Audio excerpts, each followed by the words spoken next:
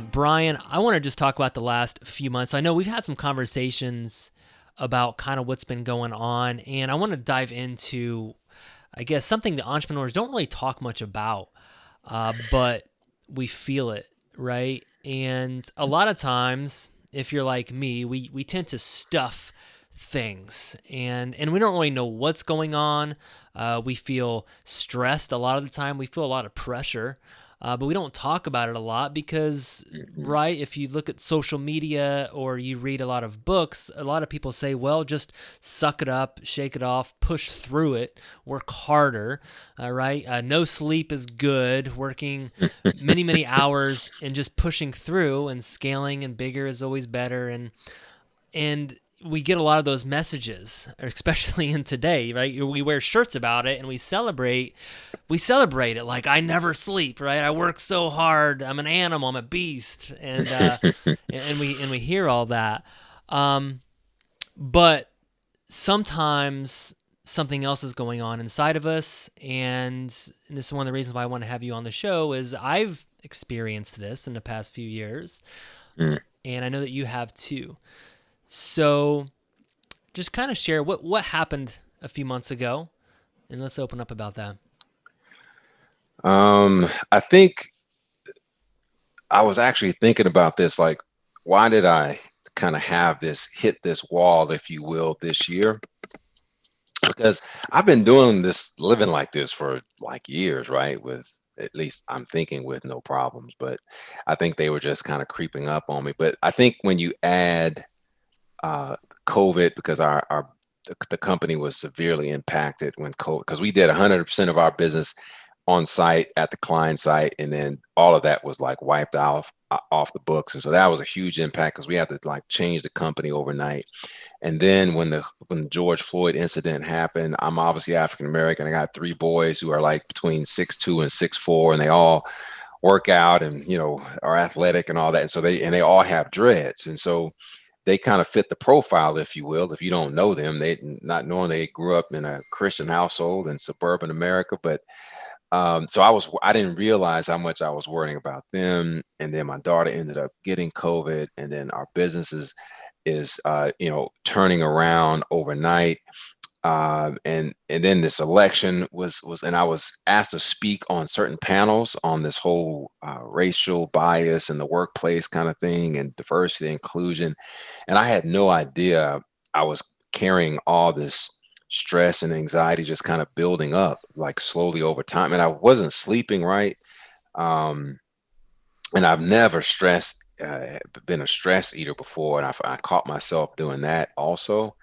And so ultimately, but I didn't really sense, something was wrong. I mean, when I stress, I clench my jaw, my teeth.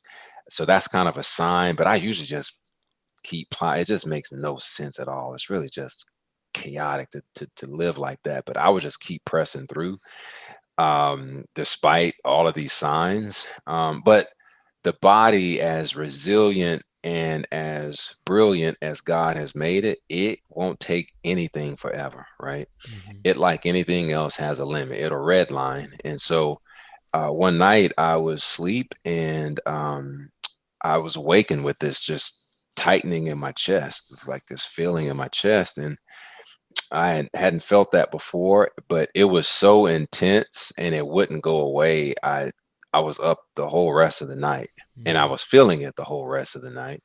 So I slept 4 hours that night.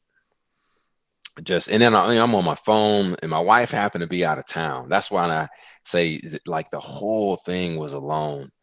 And so I was online thinking like it wasn't stabbing pains, and it didn't fit all the qualifications of a heart attack. And so, and I was reading, I said, well, maybe let me try another site. And I kept reading all this stuff, and there was no direct correlation. And so I said, oh, I'll call someone tomorrow. But, man, I wake up and I get right back into the grind. And so later that afternoon, I kind of was feeling it again. And so I called my doctor, and he was out, but the nurse said, she's like this. She has the voice of this, like, this black Southern grandma, like this commanding, sweet but commanding voice. Mm-hmm. And she just said, baby, the good Lord gave you 2 arms and 2 legs and 1 heart. So if I were you, I'd go get it checked out. And so we keep talking and we're talking, and I'm just engaging in the conversation at this point until she says, and this is what got me. She says, I've been in this, in the health care field for I forget how many years, 20 years, whatever. And then she says, I notice the body always sends a sign first. It always sends a warning signal. Mm. And that got me.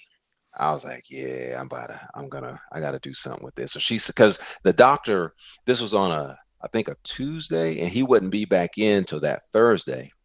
And she said, so initially she said, oh, just come in Thursday, we'll book you. But as we continue to talk, she says, no, I think you should go to the emergency room today.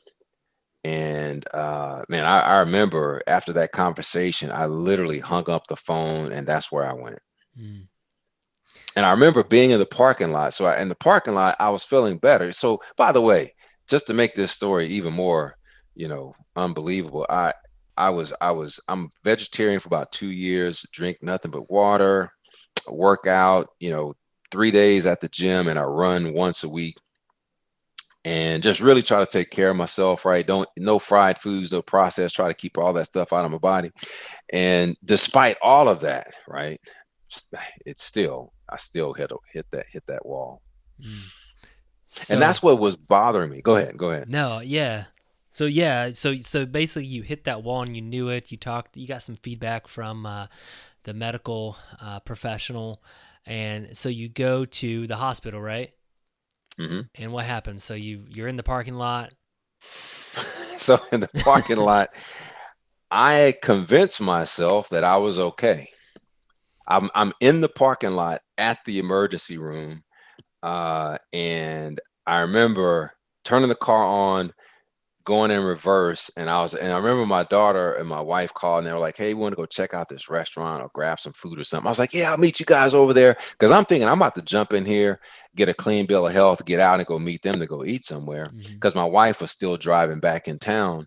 And man, I remember, so I finally said, "Hey, let me just go in here and just get this over with," kind of thing. And man, I mean, so I go in, and I don't know, within 30 to 45 minutes, they're ordering me a wheelchair and an ambulance, saying I need to get checked into the hospital, man. I Wow. was like, what the heck is going on? It's like, this is And going to take a lot longer than I thought. And I remember telling the guy, I mean, some of this, I'm gonna reveal part of my character that I think works really good in business, but not in a lot of other places. So the guy is telling me, like, yeah, we just ordered you a wheelchair and we're going to be getting an ambulance. The cardiologist says he needs to see you like right away. And I'm like, hey man, time out, bro. I said, check this out. I'm vegetarian. I eat clean. I work out. I say, so I don't think I'm supposed to be.